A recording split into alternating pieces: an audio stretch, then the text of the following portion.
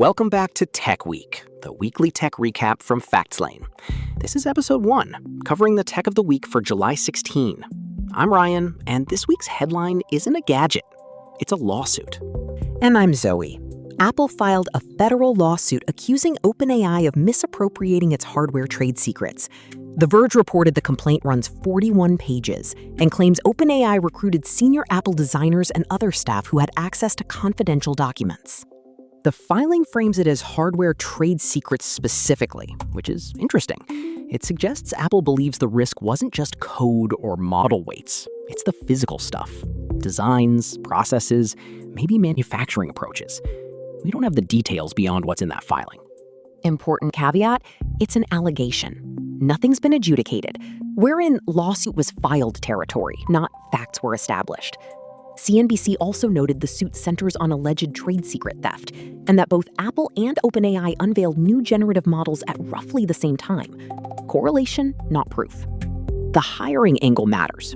If you recruit people who've worked on proprietary hardware, you need strong internal firewalls and cleanroom processes. Otherwise, you inherit not just knowledge, but legal exposure. It's the classic talent plus secrets dilemma. And for listeners keeping score on the weekly drama, Business Insider and CNBC noted Elon Musk used X to attack OpenAI CEO after the suit landed. That doesn't change the legal merits, but it does amplify the noise. Practically, what changes today? If you run a hardware or AI team, you're revisiting onboarding, NDAs, and internal compartmentalization. And if you're a candidate switching companies, keep your personal paper trail clean. No, I'll just bring a slide deck. No, you won't. And watch the language around what I did at my last job. High-level experience? Fine. Confidential docs or unreleased schematics? Not fine. We'll see how this proceeds, but it's one of the week's most consequential stories because it could set precedent for how AI and device companies manage talent flows. On the product front, Meta rolled out an AI image generator on Instagram called Muse Image and then pulled it after backlash. Engadget reported the tool automatically incorporated images from public accounts into its training set. TechCrunch noted users could disable that while keeping profiles public. So the default training posture, plus a toggle to opt out. The friction point is consent. Training on public posts is legally and ethically complicated, and doing it as the default puts the onus on users to figure out a new switch. And pulling it after rollout signals the backlash landed. We don't know whether it's a permanent retreat or a pause, but it's a reminder, product market fit isn't just features, it's norms.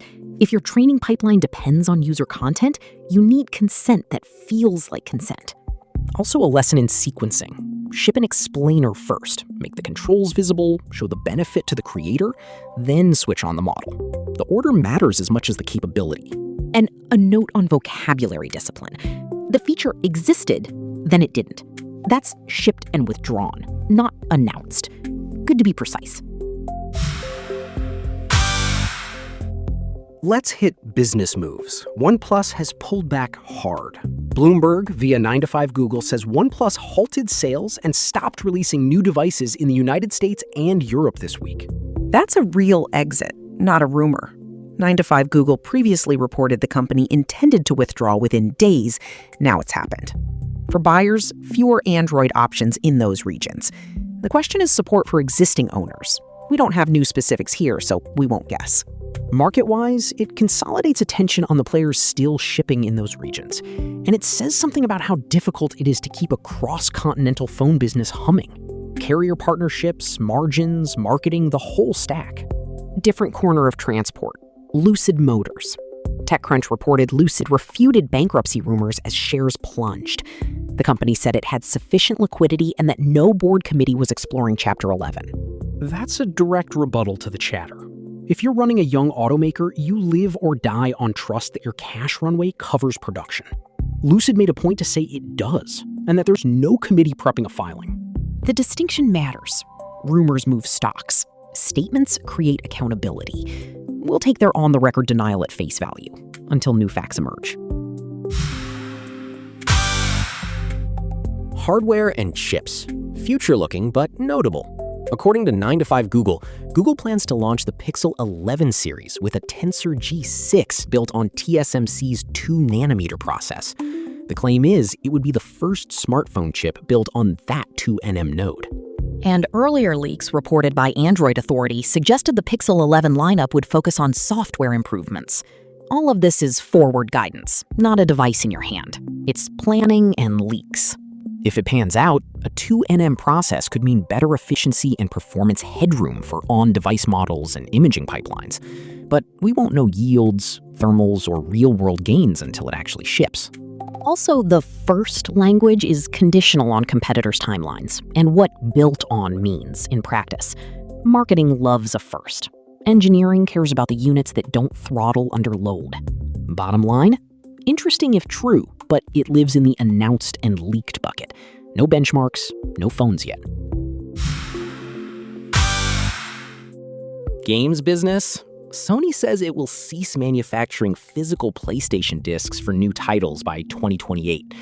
That aligns, they say, with a push into subscription and digital distribution. That's an announcement with a date attached. Hackaday flagged a real problem: software preservation. If you're all digital, archiving gets harder, and long-term access can depend on storefronts and DRM that may not exist in 10 years. The convenience side is obvious. Instant downloads, live updates, but we lose the physical fallback. If a publisher sunsets a server, your game might go dark.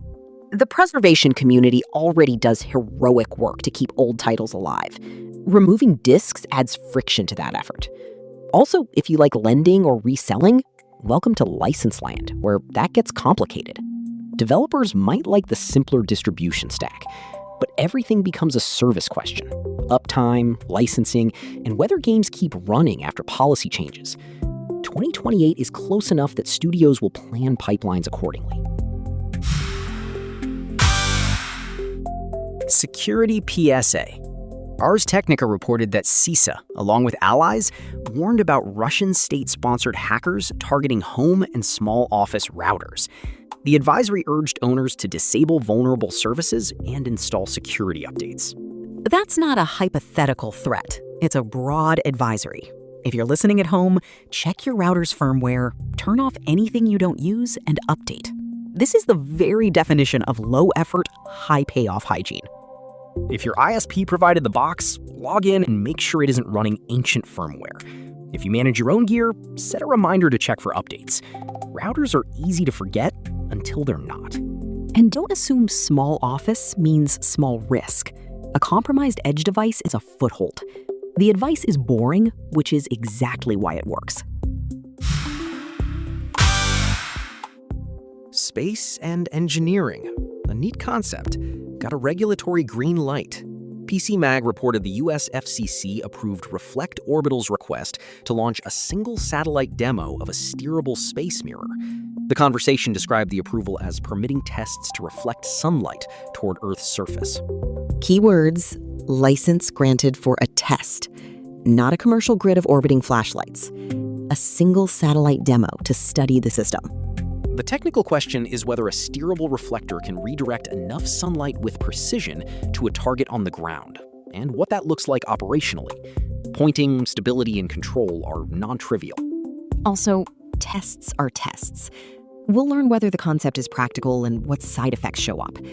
For now, the fact is approval to try it, not results. I do appreciate the ambition. It's old-school optics meeting orbital mechanics. Let's see how the demo performs before anyone sketches city-scale applications. Staying in space, Ars Technica reported SpaceX has scheduled the 13th Starship test flight from Starbase, Texas, with a 90-minute window set for mid-year. The mission's plan is to carry 20 operational Starlink V3 satellites and evaluate deployment, communications, and heat shield performance during a suborbital flight. Scheduled is not launched, but it's specific. Payload count, what they want to evaluate, and the suborbital profile. That's concrete planning.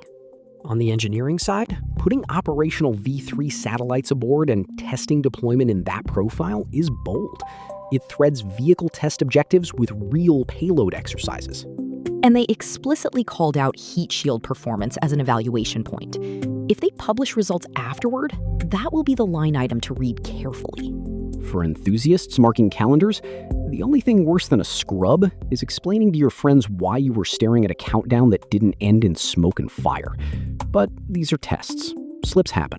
We'll wait for the actual launch. Culture and entertainment collided with AI in two ways this week. First, Vulture reported that UK studio Particle 6 announced its upcoming comedy drama, Misaligned, will star a synthetic actress, Tilly Norwood. The film's meta storyline is about an AI entity developing human-like emotions. And CBS noted the studio intends the project to showcase AI's role. That's the pitch. Whether audiences want a synthetic lead is the experiment. As a production tool, synthetic performers could be consistent, tireless, and, available at 3 a.m. But creative chemistry and audience connection are real tests. You can't A/B test your way to soul. You have to earn it. Also this week, The Cryptonomist reported singer Lorde told a festival audience in Madrid that fans shouldn't buy AI-enabled smart glasses, warning about privacy risks. She linked her concern to investigations and lawsuits involving Meta's Ray-Ban collaboration. That sparked a debate among musicians about privacy and promotion. The artist's perspective matters because live events are where these devices show up first. If performers say, "Don't wear that to my show," that's a norm-setting moment. And it's a classic adoption friction.